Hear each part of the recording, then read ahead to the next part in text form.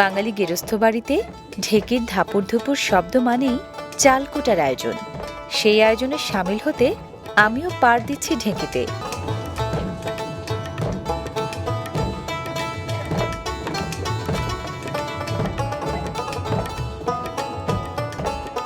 পিঠাপুলির জন্য বাংলাদেশের সুনাম সারা বিশ্ব জুড়ে।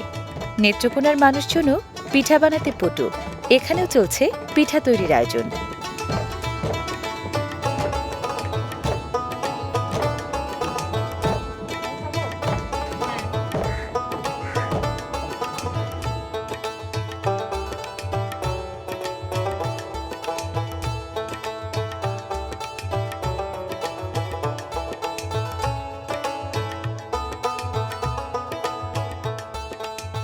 আজ যে পিঠা বানানো হবে তার একটা বিশেষ দিক আছে। চালুনি দিয়ে চালার পর চালের গুঁড়ার যে বড় দানা বা কুচিগুলো থেকে যায় তা সাধারণত আবার গুঁড়া করা হয় বা ফেলে দেয়া হয়, কিন্তু এগুলোকেই আজ ব্যবহার করা হবে পিঠা বানাতে। পিঠার নাম চালের কুচির পুলি। এ পিঠা বানাতে নারিকেলও লাগে। বৌদি তাই দক্ষ হাতে কুড়িয়ে নিচ্ছেন নারিকেল।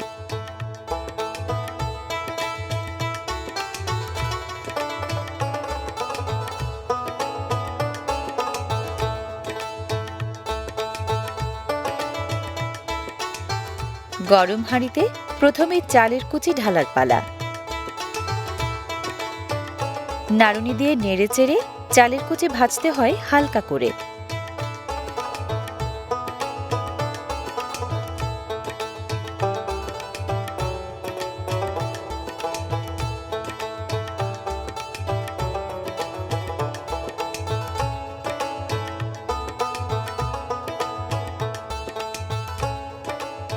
হালকা ভাজা চালের কুচি নামিয়ে রেখে এবার একই হাঁড়িতে প্রথমে কোড়ানো নারকেল দেয়া হচ্ছে, পরে গরম মশলার গুঁড়া আর পরিমাণ মতো চিনি।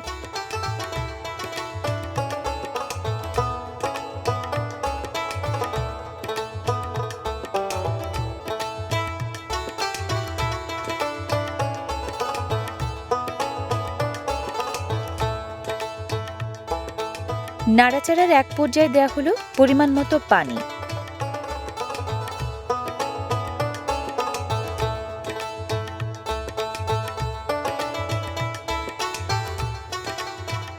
এবার ঢেলে দেয়া হলো ভেজে রাখা চালের কুচি।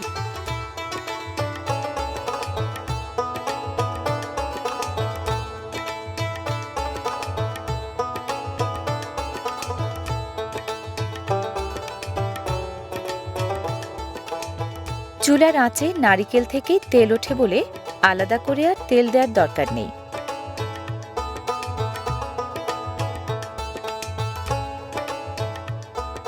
চুলার আঁচটা বাড়িয়ে মিশ্রণটা নাড়া হচ্ছে ক্রমাগত।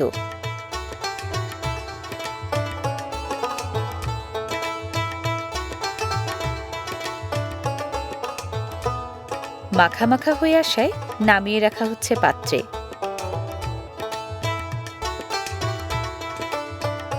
তৈরি হলো নারিকেল ও চালের কুচির পুর।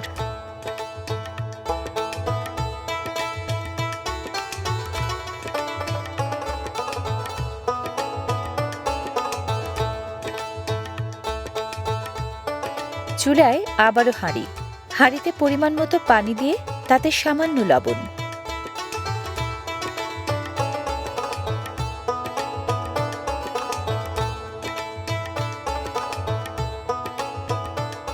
পানি গরম হওয়ার ফাঁকে বৌদির সাথে আলাপ। জানলাম চালের কুচির পুলি পিঠা সহ হরেক রকম পিঠাপুলি তৈরি হয় এখানকার বাড়িতে বাড়িতে।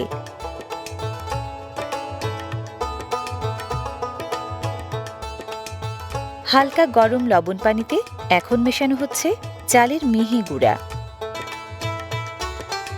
চালের গুঁড়া ঢালার সময় ক্রমাগত নাড়তে হয় যেন দলা পাকিয়ে না যায়।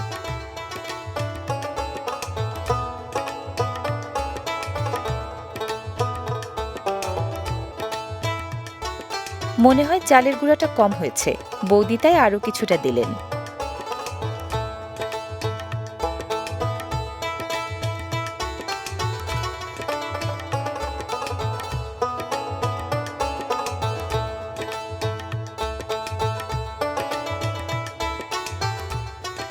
হ্যাঁ, এবার ঠিকঠাক মতো তৈরি হয়েছে মণ্ড।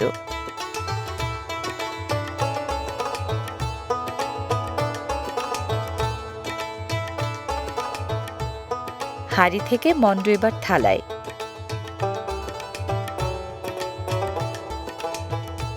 মণ্ডটা এত নরম যে হাত লাগানো কঠিন। গরম মণ্ড ঠান্ডা হতে থাক, এই ফাঁকে আরেকটা কাজ সেরে নেওয়া যাক।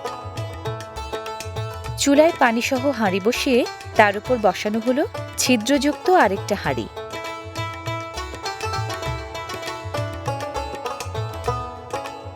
কিছুটা মণ্ড নিয়ে দুই হাঁড়ির মাঝের ফাঁকা জায়গাটা ঢেকে দেওয়া হচ্ছে, যেন নিচের হাঁড়ির ভাপ বেরিয়ে না যায়।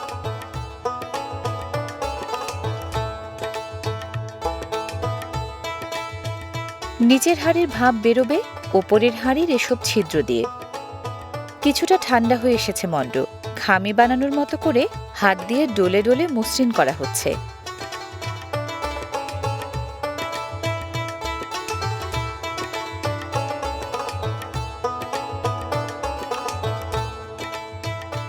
হাতের তালুতে তেল মেখে পরিমাণ মতো মণ্ড নিয়ে ছোট ছোট রুটি বানাচ্ছেন বৌদি।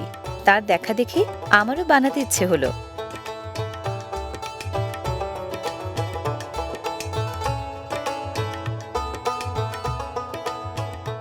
এই পড়ে যায়।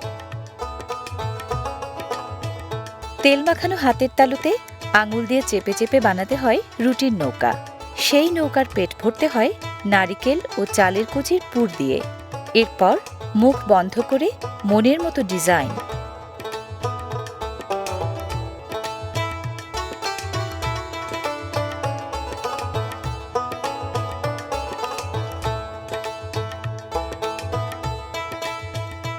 ডিজাইনটা বৌদি করেন খুব সহজে। সময় আমার বেশি লাগলেও পেরেছে কিন্তু।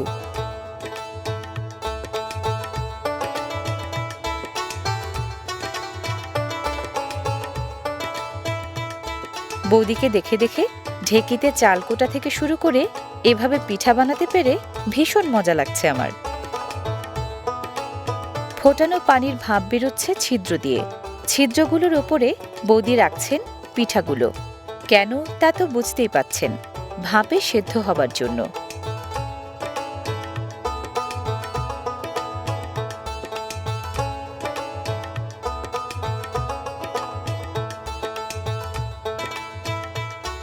হাঁড়ির মুখ ঢাকনা দিয়ে ঢেকে চুলার আঁচ বাড়িয়ে বেশ কিছুক্ষণ জাল দিলে ভাপের তাপে সেদ্ধ হবে পিঠা।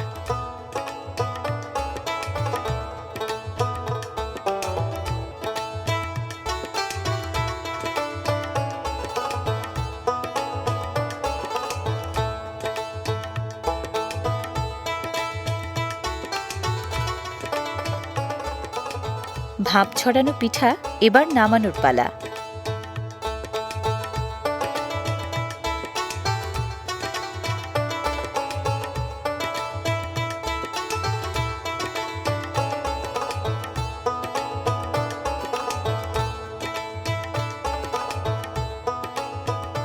তর সইছে না, কখন যে খাবো।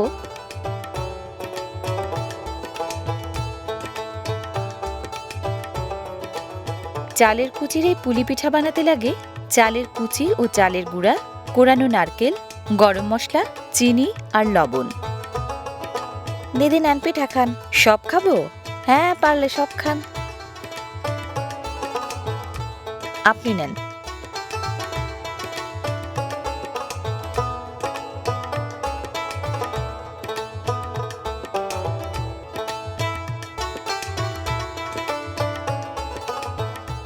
গরম গরম পিঠা খাওয়ার মজাই আলাদা। অনেক মজা হয়েছে।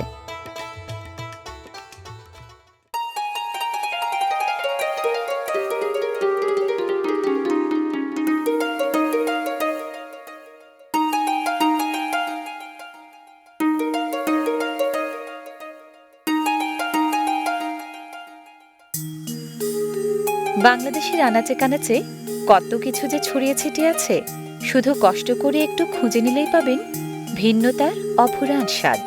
প্রিয় দর্শক, আজকের মতো বিদায় নিচ্ছি। ভিন্ন স্বাদের সন্ধানে আবারও দেখা হবে আগামী পর্বে ভিন্ন কোনো জনপদে। ভালো থাকুন সবাই।